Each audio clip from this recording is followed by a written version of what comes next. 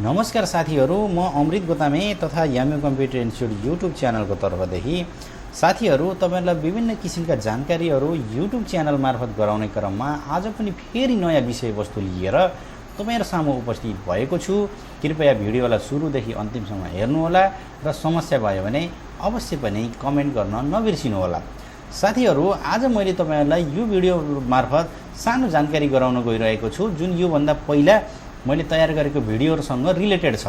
यो भन्दा पहिला मैले तपाईहरुलाई के गरेको छु भने यो पब्लिक सर्भिस कमिसन अर्थात लोक सेवा आयोगसँग सम्बन्धित अनलाइन फर्महरु कसरी भर्ने भनेर मैले देखाएको थिएँ। कसरी त्यसको अब यो भाउचर पेमेन्ट गर्नको लागि भाउचर कसरी निकाल्ने भनेर देखाएको थिएँ।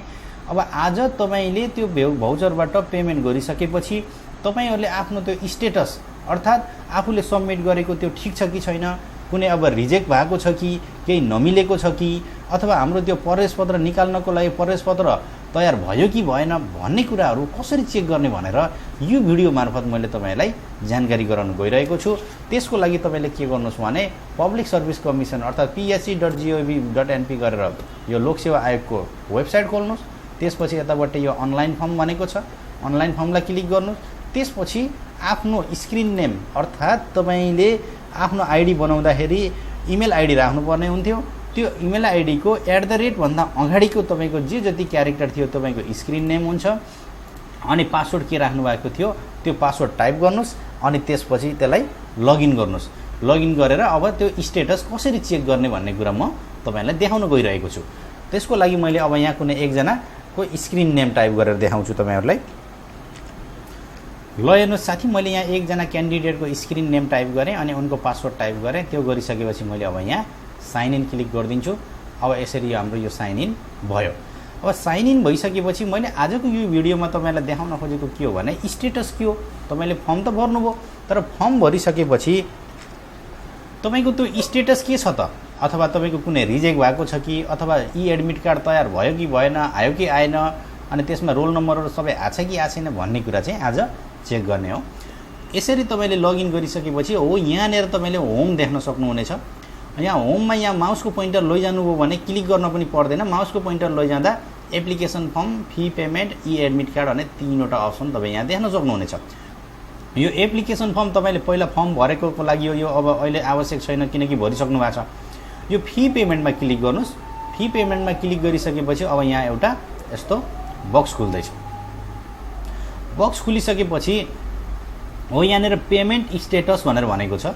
यो पेमेन्ट स्टेटसमा क्लिक गर्नुस् अनि तपाईले पैसा बुझाइसक्नु भएको छ भने यो कम्प्लिटेड गर्नुस् र बुझाउनु भएको छैन भने पेन्डिङ गर्ने। अब हामीले अहिलेसम्म त अब बुझाउनै पर्यो, यो कम्प्लिट गरौँ। त्यसपछि सर्च गरौँ। सर्च गरिसकेपछि ल हेर्नुस् तपाईले जुन अब यो फी स्टेटस हामीले जो फी पेमेन्ट चेक गर्दै थियौं यो विज्ञापनको थियो, प्राविधिक सहायक गर्ने पोस्ट थियो, कम्प्लिटेड थियो, उनको लागि 400 हामीले जम्मा गरिसकेका थियौं। यो चेक गर्ने हो। यदि तपाईले यहाँ पेन्डिङ गर्नुभयो र यो पेन्डिङ पैसा नतिरेको भए पर तपाईको यसमापट्टि यो जुनको पैसा तिर्नु भएको छैन त्यो नै देखाउँछ। पैसा तिरिसकेको हुँदाखेरि यो केही पनि देखाउँदैन किनकि अहिले हामीले पैसा तिरिसकेको भएर यो कम्प्लिटेड गर्दाखेरि यसले देखाएको। यदि यहाँ पेन्डिङ गर्ने हो भने किनकि हामीले पैसा तिरिसकेका छौं अब यसले यहाँ केही पनि देखाउँदैन। ल हेर्नुस् अनि त्यसपछि यसै भित्र यो होम भित्र क्लिक गरिसकेपछि यहाँ एउटा एडमिट कार्ड भन्ने छ। यो तपाईको एकदम इम्पोर्टेन्ट हो यो भिडियोको लागि किनकि तपाईले फर्म भरिसक्नु भएको छ, पैसा पेमेन्ट गरिसक्नु भएको छ र अब एडमिट कार्ड अर्थात तपाई एक्जाम दिन जानको लागि तपाईलाई त एउटा प्रवेश पत्र त चाहिन्छ। त्यो नभए त एक्जाम हल भित्र तपाईलाई जान दिइदैन। त्यो आयो कि आएन भनेर हेर्नको लागि यसैलाई क्लिक गर्नुस्। यसलाई क्लिक गरिसकेपछि ल हेर्नुस् है, अब यो पेमेन्ट स्टेटस भनेर भन्यो। पेमेन्ट स्टेटसमा अब हामीले यहाँ कम्प्लिटेड गर्नै पर्यो किनकि पैसा नबुझाएको भए त त्यो हुने कुरै भएन। पैसा बुझाइसकेछ भने कम्प्लिटेड गर्न पर्यो। अनि त्यसपछि यहाँ सर्च गरौँ। सर्च गर्दाखेरि अब हामीले यो एडभर्टाइज कोडमा हामीले पैसा बुझाइसकेका थियौं अनि यो सेक्युरिटी स्टेटस भनेको छ, यो एप्रुभ भनेको छ। र साथीहरु तपाई कन्फ्युज नहुनु होला कि यो सेक्युरिटी स्टेटसमा यहाँ एप्रुभ भनेको छैन अथवा रिजेक्टेड भनेको छ भने केही न केही समस्या छ भनेर बुझ्ने हो। यहाँ अहिले एप्रुभ भनेको हुँदा ओके छ, लोक सेवाबाट तपाईलाई रिजेक्ट गरेको छैन भन्ने हामीले यहाँबाट बुझ्न सक्छौं।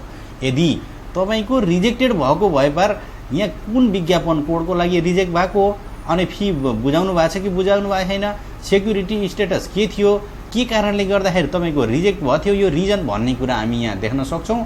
त्यसो हुँदा अहिले यहाँ एप्रुभ भइसकेको हुँदाखेरि यहाँ केही पनि देखाउँदैन, किनकि त्यो ओके छ। यदि ओके छैन भने मात्रै यहाँ तल देखाउने हो, किनकि यसले यहाँ के भनेको छ भन्दा अस्वीकृत भएको दरखास्तको सूची भनेको छ। यदि तपाईँको त्यो रिजेक्ट भएको भए पर हो, नत्र चाहिँ यो देखाउँदैन र देखाउन जरुरी पनि भएन, किनकि एप्रुभ भइसकेको छ। त्यसपछि अब तपाईँले मेन निकाल्ने भनेको त अब आफ्नो एडमिसन कार्ड हो। एडमिसन कार्डको लागि यहाँ एडमिट कार्ड भ्यू भनेर भनेको छ, यसलाई क्लिक गरिदिनुहोस्।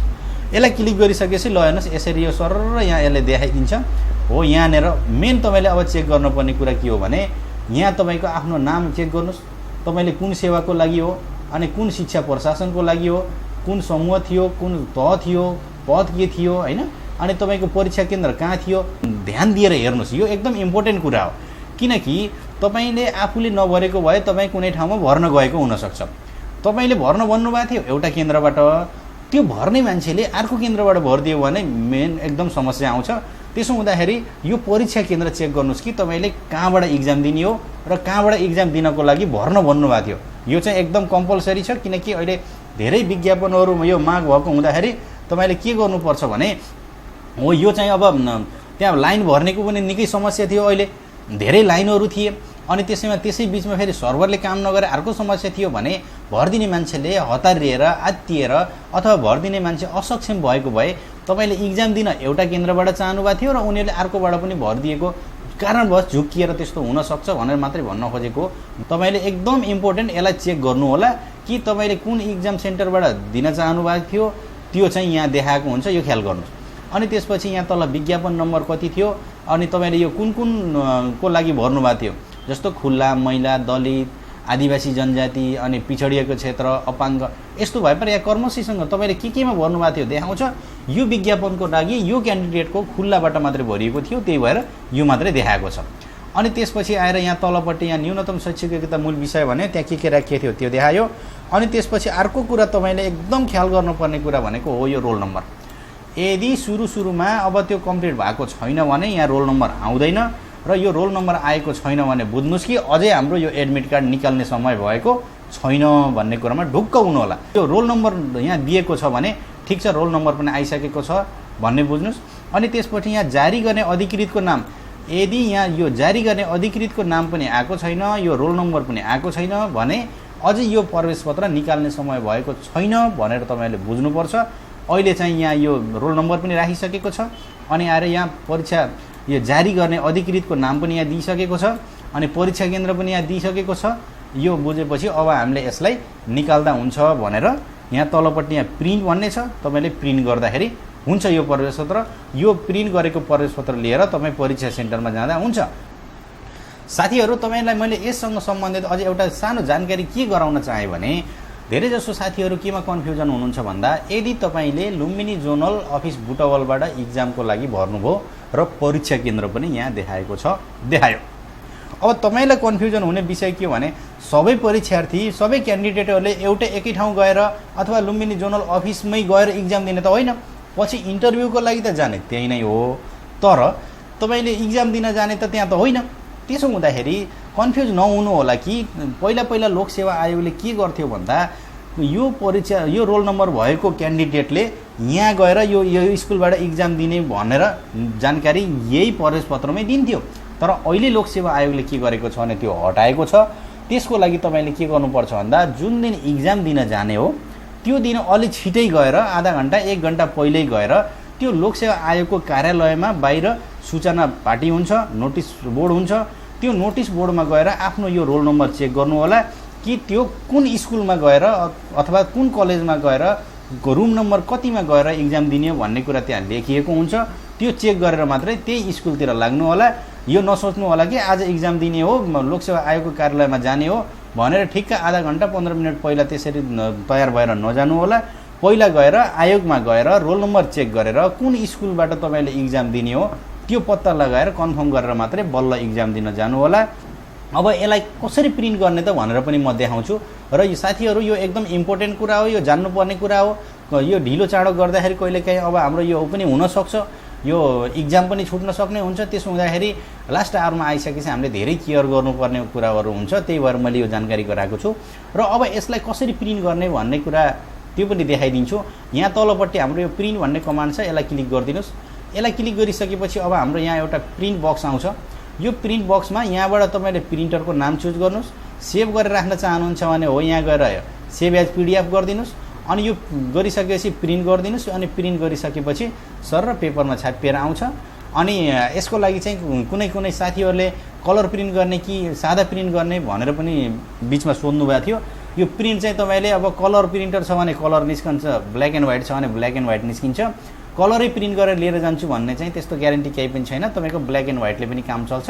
जुन तपाईँसँग प्रिन्टर अभाइलेबल छ त्यही प्रिन्टरबाट प्रिन्ट गरेर लिएर जानु होला र तपाईँले राम्रोसँग इक्जाम दिनु होला। नेपालमा भएको लोकसेवाले लिने परीक्षाबाट तपाईँहरू सफल हुनुहोला र निजामती कर्मचारी बन्नु होला भन्ने शुभकामना सहित आजको यो भिडियोबाट म अमृत गोतामे बिदा हुन चाहन्छु। धन्यवाद, नमस्कार।